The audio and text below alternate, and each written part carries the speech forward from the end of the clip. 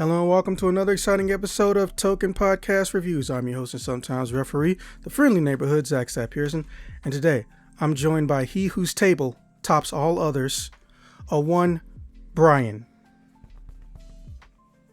Hey Zax, thanks for having me on. No problem, man. It's very unique and rare to get guests like you, so when I can get them, I definitely appreciate them. So for the uninitiated, as in those who didn't just read the title, Brian here has done what I thought was essentially impossible and created a Monty Python RPG. So let me just ask you, how did you come up with this concept? That has to be a story in and of itself. Yeah, kind of a long one, but I'll try to keep it brief. When I was talking to a merch company, a company that represents a lot of famous, mostly bands, about a project that wasn't this. And we got fairly far down the road, and it turned out that project wasn't going to happen. And it was disappointing, but kind of as a consolation, the rep I was talking to said, well, this one ain't going to happen, but here's our client roster, have a look. And if there's anything else that looks interesting, let me know. And we looked down and there was Monty Python sitting there. And my brother co-wrote this with me, have been Python fans and have been playing role-playing games together for 30 years, I guess, or more like 35 probably, probably getting up close to 40. So as soon as I saw that, my jaw kind of dropped, and I asked my contact, like, is Python possible? I mean, I see them on here, and they said, yeah, actually, they're looking for projects. They're pretty easy to work with, and so that's definitely doable. So that seemed like a great opportunity. It seemed like kind of a dream project for my brother and me, because we're so much of our kind of relationship and vernacular and everything else has been influenced and kind of determined by Python's catalog of work and our shared love of that and role-playing games. So it was kind of it was kind of a fortuitous moment that suddenly here's this license that seems to be available for this kind of thing. But then going from there to actually signing the license and landing it, I guess, was a whole ordeal in and of itself, because when it comes to tabletop role-playing games, if you're dealing with people who aren't hobbyists, who aren't into it already, there's, as you well know, there's a lot of kind of onboarding you have to do and explaining what this thing actually is and how it works, and when it comes to Python management, explaining how the canonical elements would be treated. How would they be used? Are we going to be just taking scenes and lines from their catalog and reproducing them, and what does that look like? And of course, that wasn't our intent at all, but there were a lot of those kind of ground rule setting sessions and sort of explanatory sessions and meetings that we had to have before they were willing to, I guess, trust us enough and let us have a go.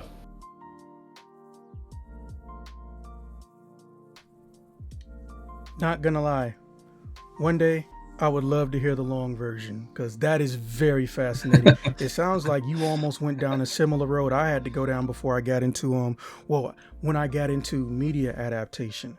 Oh my God. I would like to say I got a lot of rejections. Rejection sounds very noble. No. I got a lot of, oh yes, this looks like fun. Yeah, let's follow up. And then I don't hear from somebody for 8 months. That's not hyperbole, by the way. Yeah, I mean, it can be a real roller coaster, no doubt. Yeah. The stories I could tell you about people who wanted to make video games and then magically forgot after they paid people. All right, so excuse me. Second question: is this your first tabletop RPG, or have you made any other games we should know about? This would be the third. The first one was a fantasy setting called Rackham Vale, and it is based on the artwork of a famous British illustrator from the early 20th century named Arthur Rackham. And most people who like things like fantasy stuff will know his work, even if you don't know his name. His style is iconic and very recognizable. So my brother and I, same brother that I wrote this one with, created a fantasy setting using that artwork, all of which is in the public domain, drawing on the characters he created, and we did that. That book is now in, I think, its 5th printing. We did it initially as part of Zine Quest, but it got a lot bigger than a zine very quickly, so it turned out to be more like a 200-page book. And then we did a deluxe edition hardcover, full color version as well. So that was the first thing I did, and then the next one was also a licensed project, and this one is based on the work of Greg Broadmoor, who is one of the lead designers at Weta Workshop, which is a big special effects studio in New Zealand that did all the Lord of the Rings movies and the kind of any big special effects heavy movie you can think of. It's probably gone through them. And this guy Greg had done a graphic novel, created a kind of world based on ray guns and these graphic novels he'd written around them. And I was a fan of that, and I reached out, and he said he was himself or at least used to be, a very active tabletop role-playing game enthusiast, and so he was very willing to see where this would go. And so we signed that license, and that became Dr. Gordbort's Scientific Adventure Violence, which published early 2024. And that was with Exalted Funeral, who's also the publisher of Monty Python's co-curricular medieval reenactment program. That is definitely interesting. I would not expect those chains to be linked, as my grandma used to say. All right, well, so I guess now is the part where we can go into a little bit of a more technical answer. So you mentioned you go through a third party who just has access to these people, but what was the licensing process like? Like meeting them for the first time, if you even met them, and talking to the people, like what was the pipeline for this development? So there's a company called Bravado that is mainly a merchandise and brand licensing agency, and they represent lots of artists, including Monty Python. And so the talks sort of began with them, and then eventually it moved up to Python management. And the manager of Python is Holly Gilliam, who is Terry Gilliam's daughter. And she was, from the beginning, very, very enthusiastic and supportive. Even if she didn't fully understand what it is we were pitching, she was very open to hearing more about it and discussing what it would look like, and just generally very, very positive and supportive of the idea. And so it still took quite a bit of time to sort of go from those initial conversations to actually being ready to sign the license. Just lots of different conversations to be had, and different kind of market research to provide, and the proposal, and there was a lot of back and forth. I guess took about a year and a half, but then once we signed and were kind of in touch directly with management, and discussing the ideas, and then actually running all of our running the copy and the art that we were commissioning by her, she was great. I mean, she was just very supportive and very interested to see how it works, and she laughed a lot and at our ideas, which was good, because she's the caretaker of all things Python. And so she was just a great licensor to work with, and continues to be very supportive as we approach the street date, which is March 5th. And she had a lot of good insight and feedback, and eventually just it seemed like we sort of earned her trust once she saw enough of what we'd written and what our ideas were, and I think she could tell how much how well we knew the content and how much we love it, and that this was really um, a labor of love for us. This was a passion project. I think we earned her trust, and that we were going to do everything we could to present this content in its best possible light, and to really try and take care of the brand as much as she was, because it means a lot to us as well.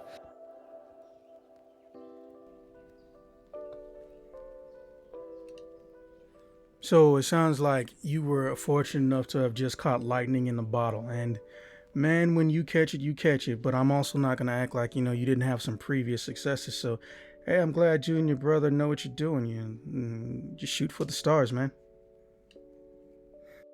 Well, yeah, I mean, we were really fortunate. The fact that the licensor was willing to kind of take a chance on me, and it's not like I had a long track of dozens of successful tabletop RPG projects that I could point to. I was, relatively unknown designer at that point, and I mean, still am. It's not like I'm, have a whole ton of successes, and our publisher too, Exalted Funeral. They're well known in the kind of indie space of tabletop role playing games, but they're not sort of big brand name, mainstream brand name. And the fact that the licensor was kind of willing to take a chance on me and Exalted, and this idea was still is kind of surprising to me at times, but I'm very grateful that they said yes.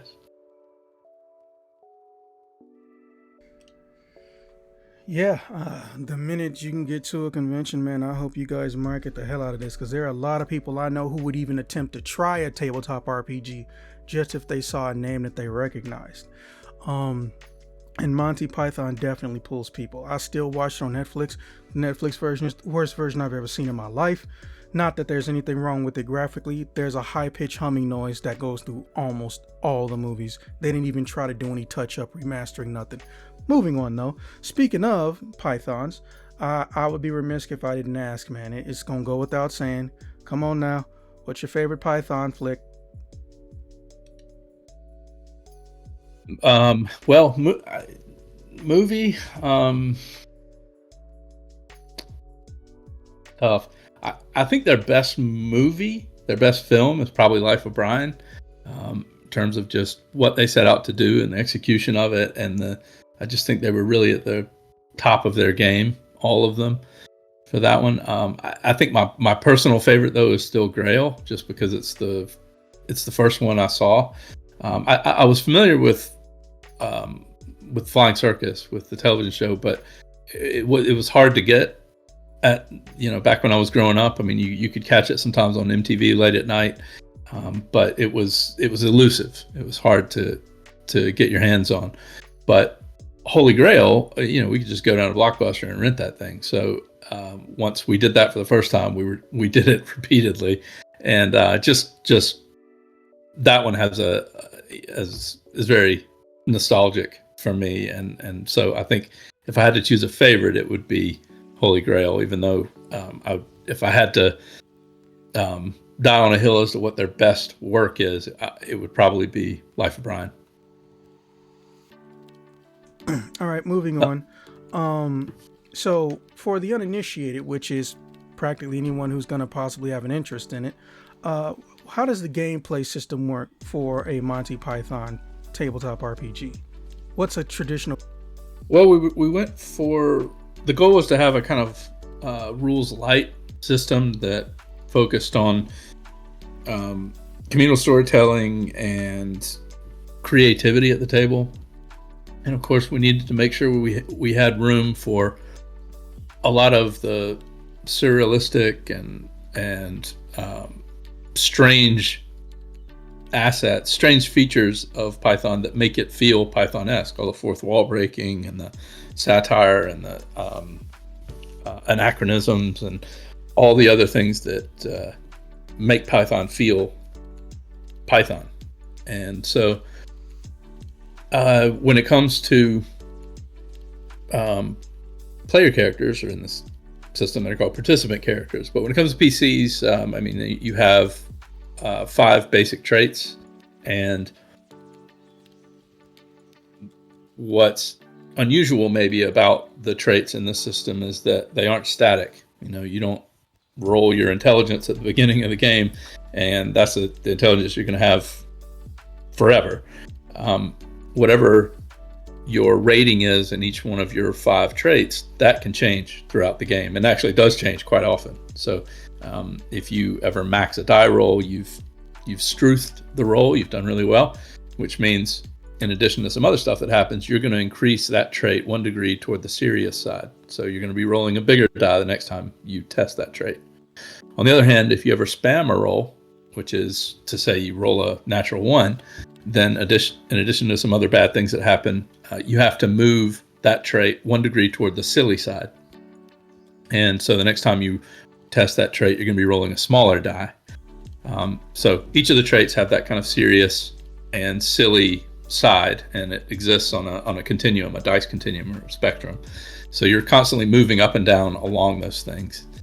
And the head of line entertainment, the person who's running the game, is referred to as the head of line entertainment, and that person is not your typical kind of impartial judge and referee, as would be the case in most role-playing games. The head of line entertainment, the person running it, is meant to take on one of 18 different personae, and you roll at the beginning of every session to determine which of these personae you'll be taking on as the head of line entertainment. And each of these sort of personalities has their own likes and dislikes, and depending on how the players comport themselves, they'll be earning merits if they do things that this personality likes, or demerits if they do things that this personality doesn't. And if you accrue enough demerits, then something really bad happens in the form of a roll on a D30 chart and a D30 table, and it's called a beshrew. And these beshrewments are very random and very strange, and they're tailored to each of the 18 head of light entertainment personae. So if Dino Vercati, who's a character from Flying Circus, he's this kind of East End Sicilian gangster type, if he's your head of light entertainment persona that you're portraying, and a beshrewment is triggered, it might be anything like the cops rush the scene because Dino's a gangster, and so they're after him, and they rush into the middle of the medieval scene that you're reenacting, or the Pope might tune in, or a giant foot might come down and squash you, or all kinds of surrealistic and farcical and anachronistic things begin to sort of intrude on the game, which is set. The game is in medieval England, but through beshrewments and some other mechanics, there are a lot of ways that all those strange Python-esque surrealistic elements begin to kind of intrude on that setting and make it feel more Python-esque, I guess.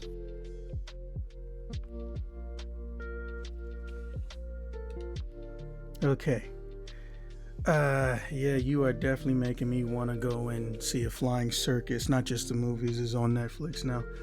Oh my god, there's so much stuff I need to get caught up on. You can only glean so much from an internet meme. Yeah, you're really I'm envious of you, because there is Python content that you haven't seen, which means you get to still experience it for the first time, and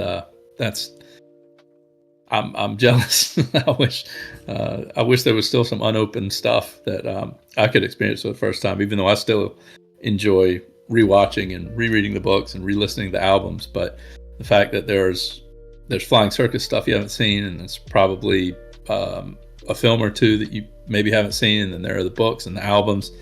There's a lot of Python out there for you if you're interested. I didn't know there was a book.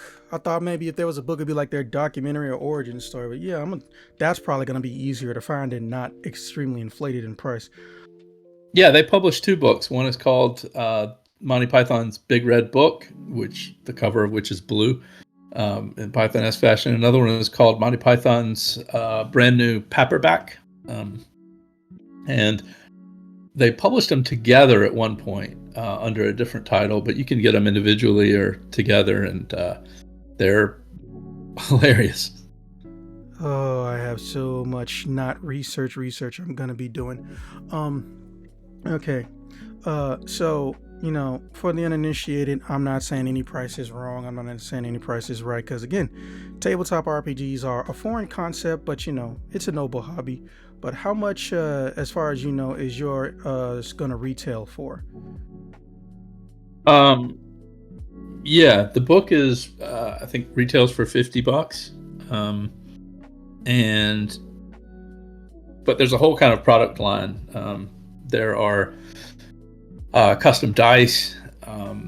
There are coconut dice rollers, merit and demerit tokens. There's a Head of Light Entertainment, a GM screen that comes with the 18 interchangeable heads that you can put into the screen to kind of show which persona you're representing. There's also this a game set, like a board game set called Fetch a Lavash, and it's kind of a 3-in-1 supplemental board game. It's based on the game of backgammon, so it fits into the role-playing game, and that if you're captured by the French at any point, they will force you to compete in this kind of gladiatorial event called Fetch a Lavash, where you have to race to one side of this field and capture a cow and take it off alive, all while the French are launching farm animals and insults at you. And it's played on a backgammon board, so you can play it. You can download the rules and play it on your own backgammon board. But we also made a whole backgammon set that is custom designed for this, and it comes with dice catapults and meeples that you move around and attempt to knock over with the dice you're launching, and a wall that goes in between the two sides of the board. And then you can flip that board over and play a different game called Squash à l'Anglaise, which is kind of a tower defense, sort of tower storming, castle storming game that involves launching dice and knocking over meeples. And it's also a fully functioning backgammon board, so you can just play backgammon on it if you want. So there's a lot of there's a whole sort of line of products around this, and I think you can get the whole bundle for like $120, I think. But you can also just do a kind of a la carte, where you just buy the book and then get the dice, or buy the book and just get the dice catapults or the coconuts, or whichever bits and bobs you need.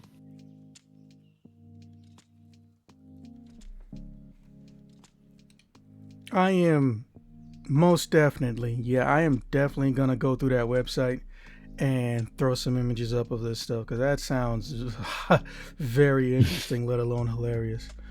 All right, so it goes without saying, there's no such thing as too much Monty. So are there any plans currently, or maybe in the future, for expansions or expansion sets relating to this game? Yeah, definitely. My brother and I wrote, I think we have at least 80,000 words of content that didn't make it into the book. Just additional quests and creatures and NPCs. And so we have tons and tons and tons of content that we would love to publish. I think the first supplement that would be published would be a book of quests that would just have 10 quests come in the book already, and but we would, first expansion would probably be just a book of quests with an more of them, kind of adventure modules basically.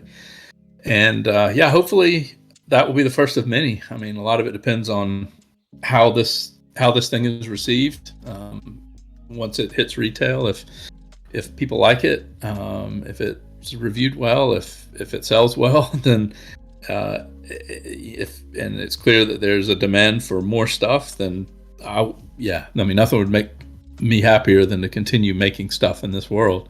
But it has to. We have to be able to show that there is in fact a market for it. So hoping for the best come March 5th. The day after my birthday. Ain't that just coincidental? Okay, so yeah, well, I'm not gonna lie, I didn't know what I was going to be getting because I ain't gonna lie, I'm not a tabletop person. Like I said, I just respect it because they do so much. Despite being practically imaginary, they're one of the most expensive types of games you can get over time. But I'm glad that it does have a thriving market, especially in the age where everyone and their mom wants to claim that, oh, everything has to be digital. Nothing is going to thrive or sell if it's in traditional formats, which I've always thought was BS, even when I was 5. But yeah, I look forward to indirectly or I guess directly promoting your material. And one last time, can you tell them where they can go to buy the game or I guess pre-order the game real quick? Yeah, so you can pre-order the game at MontyPythonRPG.com, and that will take you to the website that Exalted Funeral, the publisher, maintains. You can also just go to Exalted Funeral if you already shop there. But come March 5th, it will be on shelves, both digital and it'll be on Amazon and I think BNN.com and then in hobby stores, and I think it will be in some big box and mainstream retail. I'm not sure exactly where all it will be available. It should be pretty easy to pick up after March 5th. Yeah, I definitely recommend, if possible, trying to see if you can get into BAM or Books a Million. That sounds like, no pun intended, the holy grail of locations to find Monty Python fans currently. But yeah, I definitely appreciate this. And if you guys make an expansion or you work on anything else, do not hesitate to darken our doorstep. If there's one thing we love over here at Token Podcast, it's returning customers. We just had Matthew Lesko last month, but to be fair, it's Matthew Lesko. If there ever was a man who's busy and time is limited, it's him. So when we can get someone who's always doing something creative, that would be great. And 80,000 lines, man, I can't imagine how many weeks or months or years you and your brother spent on crafting this, but I genuinely do hope that it pays off for you. Pun intended that time. Pun intended. Well, thank you so much. I appreciate the time, Zach, and the good questions, and I hope that I hope you enjoy this if it comes across your desk at some point. But yeah, happy to talk about this again or future projects down the road. Yeah, and I wouldn't mind trying to get you and your brother as a dynamic duo in on something you do later down the line too. This is one of those situations where the more people who can influence the episode, the more entertaining it is for everyone involved. With that being said, I'll bring this episode to a conclusion, and I will see you guys in the next one.